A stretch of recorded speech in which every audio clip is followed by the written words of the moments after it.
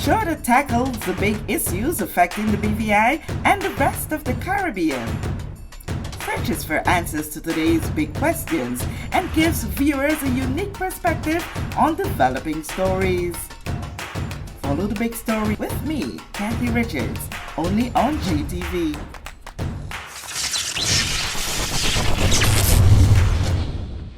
This show is brought to you by the National Bank of the Virgin Islands, Cyril B. Ramney Tertola Pier Park, HOV Medical, and Digicel. Sign up for Digicel Plus Home Light bundles, faster internet, movies, and sports.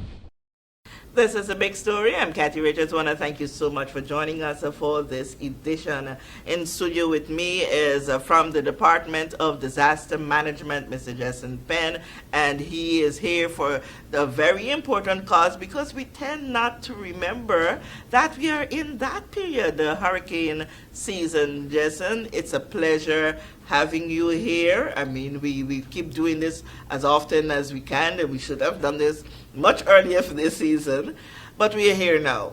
How are you? All right, well, thank you, Cassie, and good afternoon as well to all the listeners of JTV and viewers as well. I'm here, Cassie, because as you know, we're into the hurricane season. We've got through the month of June, which has been pretty quiet. We're in the beginning of July also, and we're experiencing quite a bit of Saharan dust. I guess that has helped to diminish some of the development as we go further into the month and the dust begins to diminish. Then we start to see an upsurge in the tropical waves that then start to develop. You would have noticed that if persons have been following is that the Southern Caribbean have been experiencing quite a bit of wet conditions from a number of vigorous waves. We also would have, if you've taken notice as well, you see that the waves now have begun to move a little bit more to the north. So now is the time for us to, really pay attention to what's happening. Pay more attention. Yes. To pay more attention. We should be more or less well into our preparations. That means you should have your emergency plans. If you don't have those, you can always reach out to us. There are templates that we can share. You should by now start to get your other essentials together that you would need for your emergency kits. You should be checking your homes, checking your insurance plans, checking around your property, or even speaking to your landlords for the persons that rent. Sort of engage them around this time to get an idea of what the plan will be and what is entailed in terms of securing the property that you're renting. Besides that, Cassie, I'd also like to indicate some of the things that we've been doing.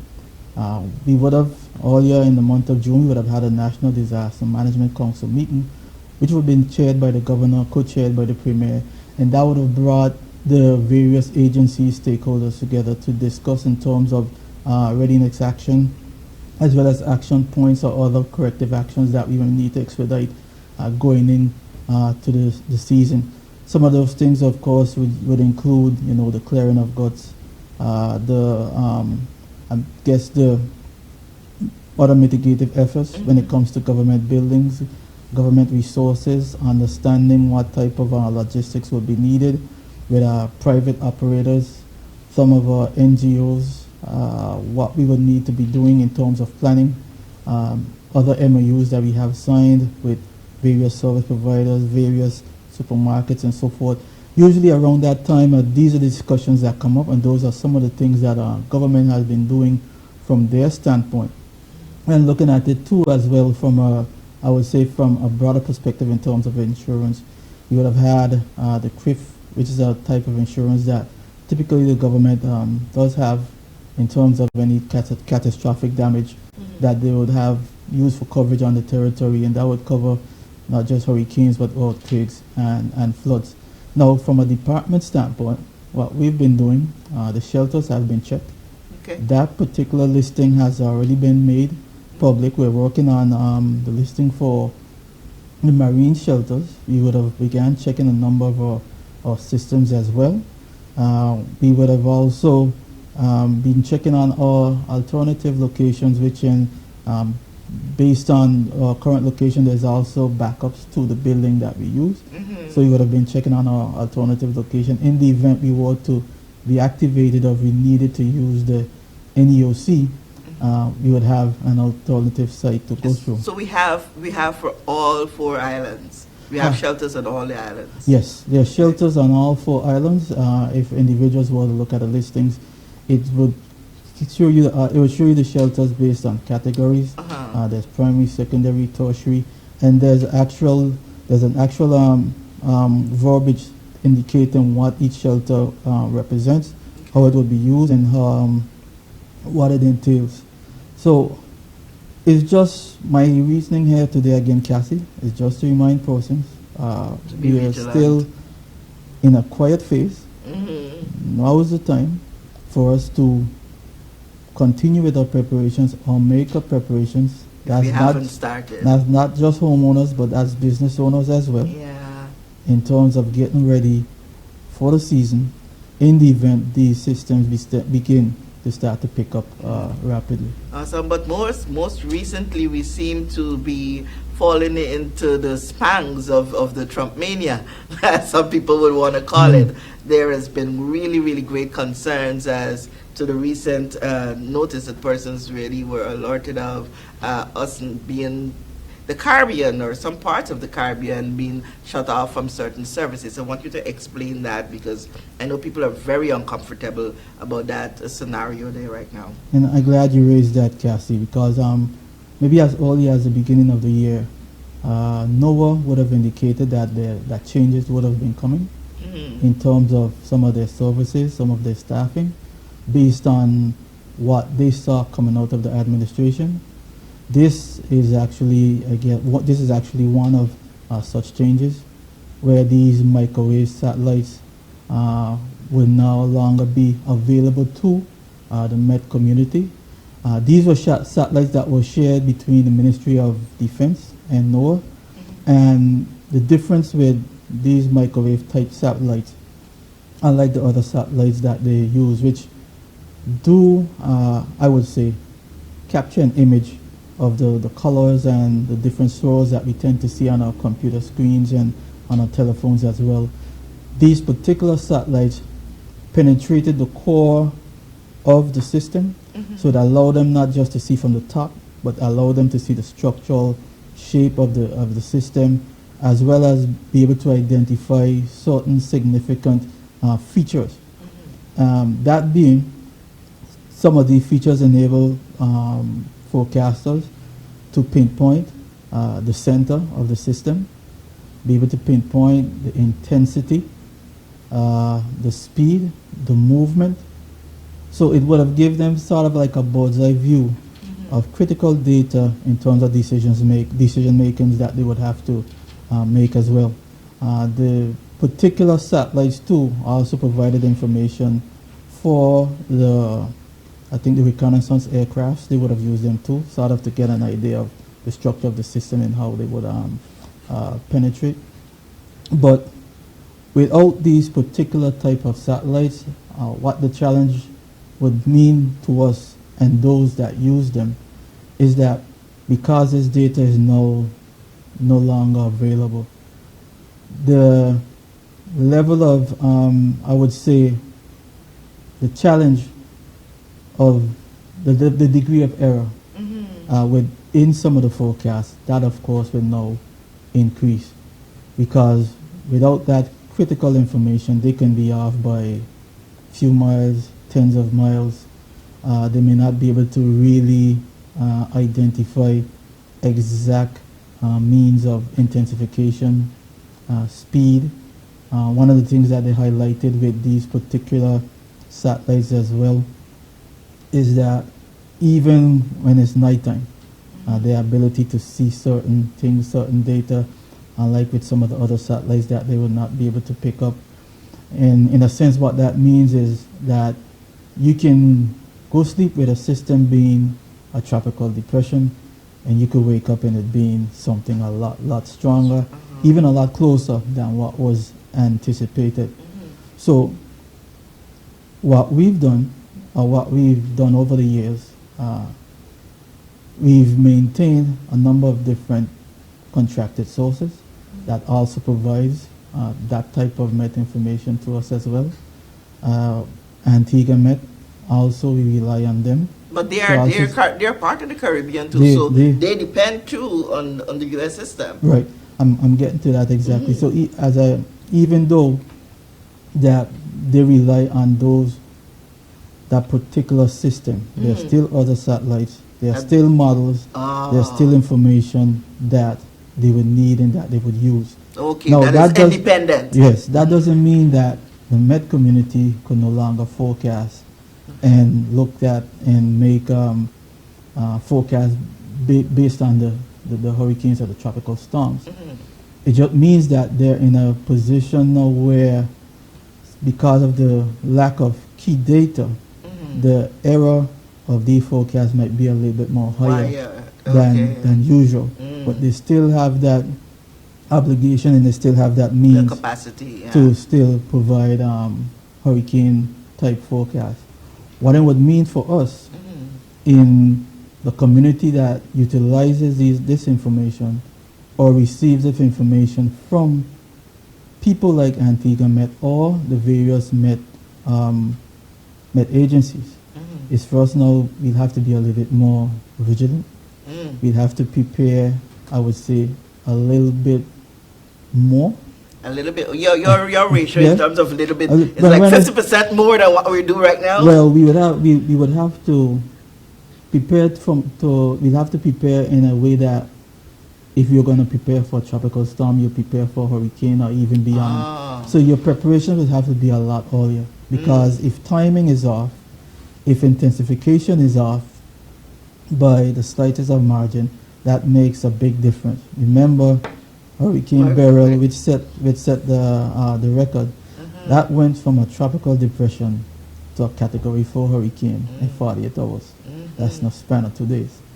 Now, look at that scenario and what that could mean. We can see something that might be 2 or 3 days from the Virgin Islands. It's just a depression. Only to get up in the morning and halfway here is already a Category 3 system. It's possible. So that's just an example that I'm showing to you, that we have to pay keen attention to the information that you're receiving. Of course, we'll continue to provide updates as they're coming to us. Get your information from credible sources. I should express that as well. And again, begin your preparations and start them early. The way everyone prepares differently, or everyone has that means to prepare different from the next. Where some persons are able to maybe shutter their house in an hour or less, it may take persons a bit more time. Take those persons that do not have that extra cash, they may need to understand where they can get certain things, who they could reach out to, who they could rely on, and so forth. So now is a time when things are, I would say, at a slow and peaceful pace. If you need that extra time to have those preparations done, now is the time to do so. But this whole scenario is telling us now, as a disaster management and NOC and all of that, the urgent need for us to try to be as much as independent as we possibly can. There is a Met in Antigua. Why can't we have our own that is more advanced in some ways? Well, as I alluded to when I initially mentioned, we do have the contractual sources that we use. We still do use Antigua Met. We went ahead and we've hired our own local meteorologists as well. There's been some works, I would say quite an extensive amount of work that has been done through the Ministry of Communication and Works in terms of moving the, I would say, the roadmap in terms of getting us to having a med surface, but of course I'll allow them to expound on that in due course. But there is work that's being conducted in the back end to have this done. And of course, the government would have invested quite a bit in the number of weather stations, other equipment that we have within the territory that also helps us in other means. And for now, that would be some of the things that we would use in terms of helping ourselves. But I do agree with you that it's been gradual, but there are movements in terms of getting us a little bit more independent. And any country that is developing, of course, at some point would have to be able to do certain things for themselves. As we are here now discussing the changes that were made by United States governments with the microwave satellites, we don't know what the next change would be. Yeah. So it's very important again for us to get to the capacity building at home, yeah. To have your population and have your persons knowledgeable, educated, and understanding exactly how some of these systems work and what they would need to do to protect themselves in the event something else was to happen. Are we taking that as a matter of urgency at this stage? I think some people are, but I'm just here again to reinforce and encourage that we keep doing what we're doing, and if you haven't started, now is the time to do so. So one thing you said earlier, as it relates to us being informed, is try to get your information from a reliable source. Very often times we are in different chats, we would see people would post links from different weather stations, from this weatherman. And what are the sources that you consider to be reliable source when it comes to these matters? That's a very good question, but I'll tell you the sources. I would say I'll say ourselves, DDM. Disaster Management, National Hurricane Center, NOAA, because of the affiliation that we have with them. That's a reliable source as well. Antigua Met, that's also a reliable source. I don't know how much persons know about the Caribbean Disaster Emergency Management Agency, because not just ourselves, but regionally, we have several partners throughout the region that are connected to them as well. And sometimes they do put out particular bits of information that persons can use, as well as the Caribbean Institute of Meteorology and Hydrology. Although I'll say they are not met or forecasting agencies, they do provide scientific information that is useful, so persons can use those various sources. While I do realize there are other sources that people use, I really cannot force or tell persons where do they get their information from. But if I'm going to sit there from a legal standpoint, the sources that I just mentioned is what I see as critical, as well as the most essential sources that I would indicate that persons reliable in the reliable space sources. Thank you. Yes. Yeah, okay. in that particular space. Since this new move by the U.S., has there been a tighter collaboration with the Caribbean region in terms of us coming together as one Caribbean to make sure that we safeguard ourselves, especially those regions, those countries that are in the hurricane zone? Yes, I would say that, when it was identified again, I said early in the year, but maybe as far as after the inauguration of the new government, as well as the changes. They are not the only government that have made changes. There are also global governments that made changes as well. That through the body, like I just mentioned, through CDEMA, through CARICOM, OECS, discussions are being had at various levels in terms of how countries in this region can come together and safeguard themselves or make decisions that would put us in a more resilient standpoint. So I would say through the CDEMA, which I do attend those meetings as the rep for the Virgin Islands for disaster management, and others from the different countries that are within that membership. We do come together to have those discussions. Those discussions would have come up. Of course, they would include discussions that you're speaking with other countries in Europe and so forth, that you can partner with in terms of mutual benefit or benefit where you can actually get that type of assistance. So I would say there are talks that are ongoing throughout the region based on not just this change but several other changes that have taken place over the beginning of the year, and to come up with solutions or where solutions have been devised in terms of how we would safeguard ourselves in the region. Okay, and parallel to those bodies of discussions locally as a Caribbean region, are you aware if SEDIMA or any other organization or body are in discussions with the U.S. to see if they can, work around the decision they would have made to try to accommodate and give us a space so that we can grow and be a little more independent rather than the harsh cut? As I alluded to, there are discussions with multiple countries, the U.S. included, where they would have speak on various topics. And I'm sure topics surrounding ones like these do come up. And I'm sure within those particular discussions, once they've finalized that, came out with something that is of, I would say, that's beneficial to the region and as well as them and everyone else.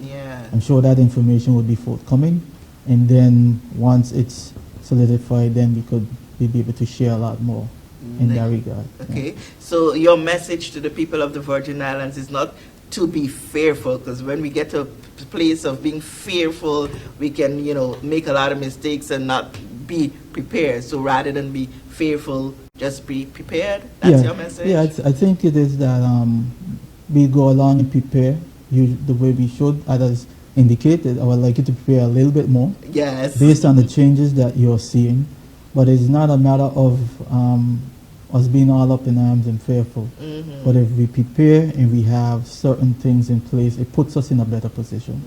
So let's put ourselves in a better position so that if something does happen, we have a plan.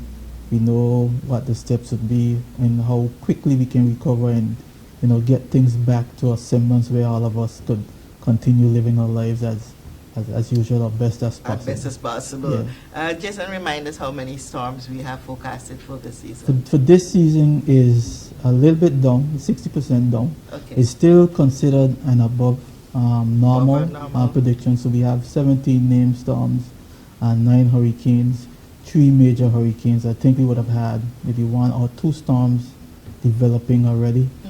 And in our region, though, it's been mostly just tropical waves that have been passing to the south. They gradually start to now make their movement up towards our location. So that's the numbers that we're looking at. But do remember, it only takes one system to create weak havoc. And we find very often the seagoers not being as adherent to the rules, especially when they do not see any notice of a major storm. But you keep saying, the waves are going to be coming. We need to be a little more cautious. We need to, adhere to certain signage and beaches and all of that. What would you say to those people? What I would say to any type of seagoers, I know how being that grew up in Eastern, actually in a fishing coastal village. A lot of boaters in that particular village is that you get so used to being, especially for someone that operates a vessel or spends a lot of time around the sea, you get used to doing things a certain way because you're just used to doing it, so it becomes second nature. Conditions are changing. Sea conditions are just like the climate, I would say it's getting rough. You have these extreme rain events that come in that bring squalls with them. You have different type of boaters now, boaters with vessels that maybe are a little bit more powerful, maybe a little bit more larger. Maybe you have a different type of captain as well. Captains might be a little bit more younger, maybe a little bit more experienced. Again, let me rephrase that. Not saying because a captain is young, they're inexperienced. So let me not really put it in that context, but there might be a number of factor things And being that we're used to doing things a certain way, we tend to circumvent and not study the rules that much. But we also have to be mindful that we have a lot more boats now. Yeah. A lot more boats, Wow. a lot more vessels out there. Again, different type of equipment, different technology. And that in itself may in terms leave you feeling safe to a point where, because you're used to driving a particular vessel one way, you might do that with the next and realize it doesn't handle the same. And because of the increase in boating in boaters as well, it's now important that we follow the signs or understand what these signs means, because they would help not just for the person handling the vessel, but as well as those that are maybe in the ocean that are fishing, the beach goers, persons that go out to swim. There are a number of different advisories that are issues as well. We do push some of them in terms of when it's safe to use particular beaches or coastal areas. Yeah. So it's good to pay attention to some of these things. And by all means, if individuals want more information pertaining to boating, they could reach out to, I think the name has changed now, my apologies, but the shipping registry. Okay, yeah. They have a host of information that the boating community can get access, guidance, and everything else that they could share. That will surely ensure that they're safe out there. Okay. So Jason, I really want to thank you for stopping by to remind us that we need to be a little more prepared than usual. I know that your office is being flooded with questions and concerns. I am trusting that we had a lot of those questions answered here today. And, while we go through the season, please feel free to drop by to share any new developments as you see the public may need, and we can be of assistance to make sure that, we inform our people as to what's going on. I will. All right. So thank you and your team for all that you're doing, and thank you so much for the pleasure of your time. I'm Kathy Richards with this edition of The Big Story.